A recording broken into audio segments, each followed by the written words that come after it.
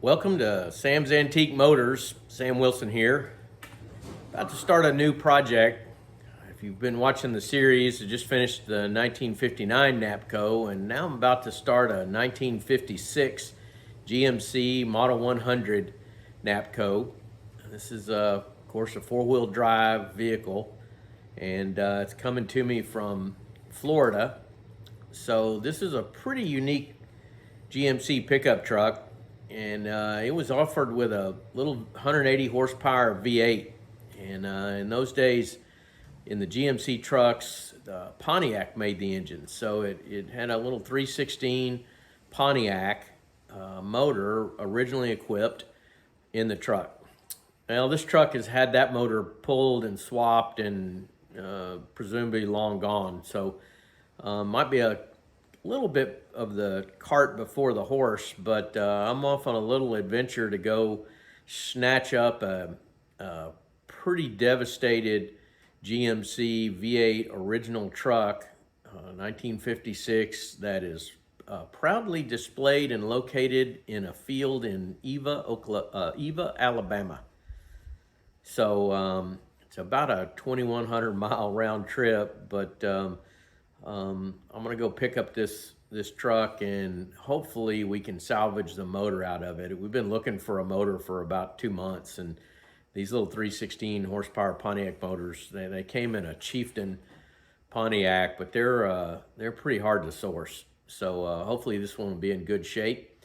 And so I'm gonna give you a little bit of what we go through to go round up these kinds of motors and parts. And at the end of the day, I got the motor all taken down, all cleaned up. Took about a week to get this thing apart and down and cleaned, and it was caked in dirt and mud and grease, some of which had to just almost be chiseled off with a putty knife. But I got it all down. I think the motor's good. There's no evidence of any cracks.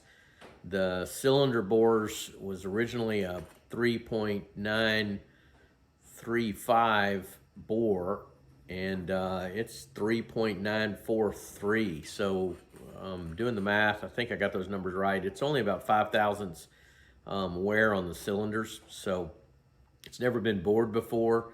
And the carburetor that's on it was a Strongberg WW series carburetor that date codes to this particular motor. Intake is good. The water pump housing is good. So I don't see any evidence of cracks in the heads. They look like they're in good shape. I managed to get all the manifolds off. They're in good shape. All the bolts came out, surprisingly enough. And so we're pretty much good to go. And again, at the end of the day, I also managed to get a nice half-ton frame. And I'm going to use that to do the body work on the hood and the cab and fenders. I don't really have a need for that. So if anybody needs a half-ton frame, it'll be available in about 4 months. And if I don't hear from anybody saying, yeah, I'd really need that frame, I'm gonna probably cut it shorter or just chop it off so that I can use the front end. I don't really need the back end getting in my way. So anyway, that's what we're doing. Hope you enjoy this. And as soon as I get the truck in the shop, the next video will be a walk around on the next project. Stay tuned. All right, we're all loaded up here. It took me and Steve and his buddy a couple hours to get this thing on this trailer. Wheels are locked up and kind of a mess, but it does have this 316 engine in here, which is potentially salvageable. So the journey begins. So this is part of Arab and Demopolis, Alabama, getting some yard art. A Tin Man, Snoopy, get the back, drop the mask. We got a pirate ship over here.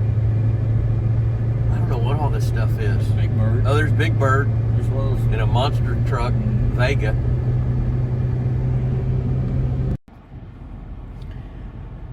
Well, 2,000 miles later, we're pulling back into the Tonkawa Bluffs Ranch, and managed to get all the way through Louisiana twice without a traffic ticket, which might be the first time on record.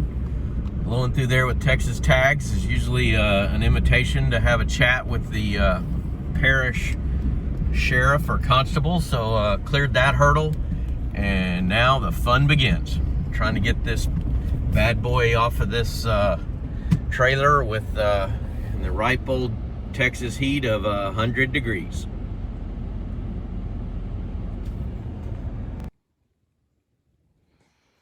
Well, and here's a little closer view of this beast.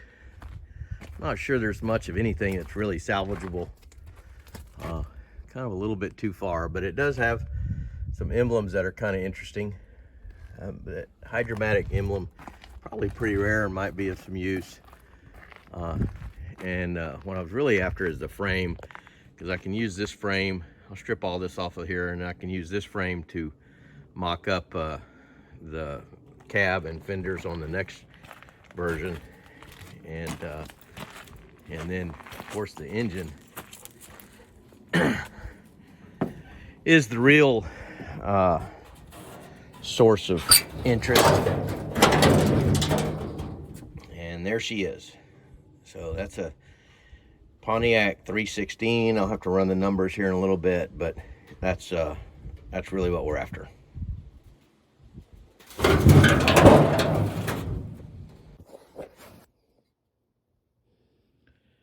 First things first, had to pull off this clearly space age rocket ship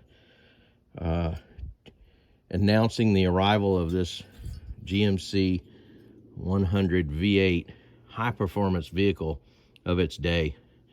Kind of emblematic, don't you think?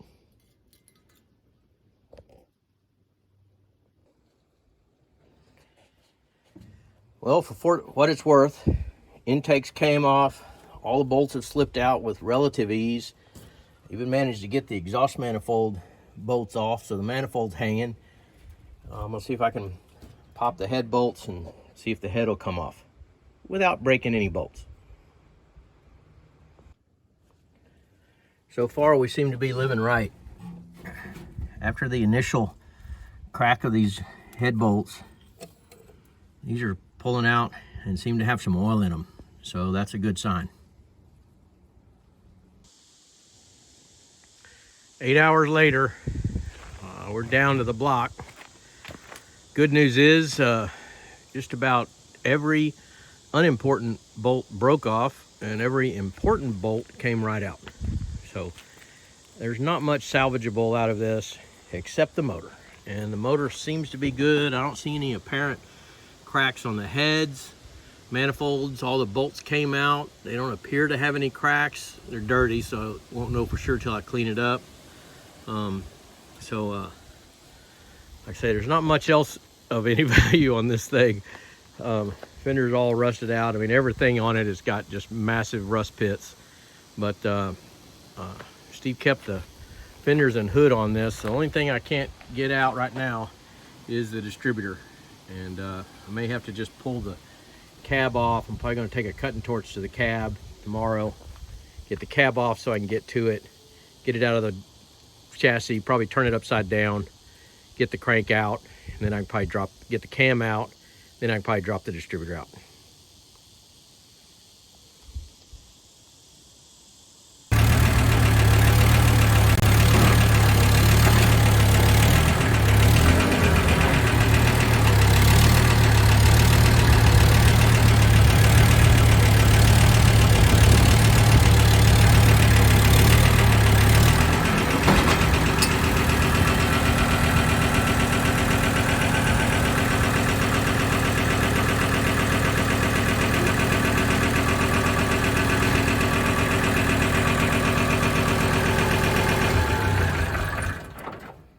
Man, Diana is going to be so proud of her new yard art to go with her flower canisters.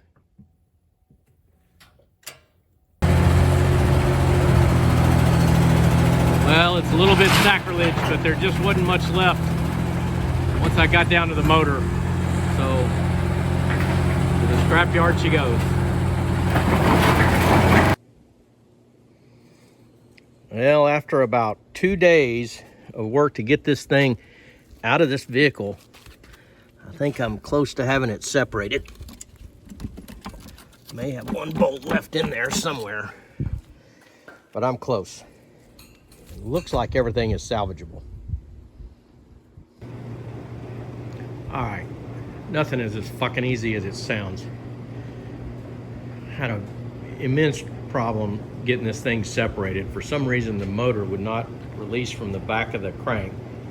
I don't know if I still got one bolt left of the 24 or so that are in this bell housing or what, but I finally had to separate, obviously, the crank from the block.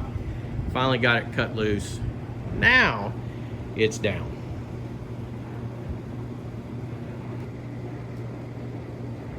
All right, there's not enough video to fill up all these cuss words. Finally got this thing loose after falling into my knee. The problem is that this transmission has to come back off the back of the block to let this out of the crankshaft. This little pin, pilot pin, has to come out of the back of the crankshaft in order to get enough clearance for the block to slide up off the top of it. So it's a little bit of a misnomer that you can just separate the block from the crank, because it still doesn't want to come out of there. And by the way, there's 30 of these little screws that go all the way around this, I don't know what that's called, torque converter plate. But now I've got it down. Now I'll knock the pistons out, get the cam out, and we'll be separated in a part.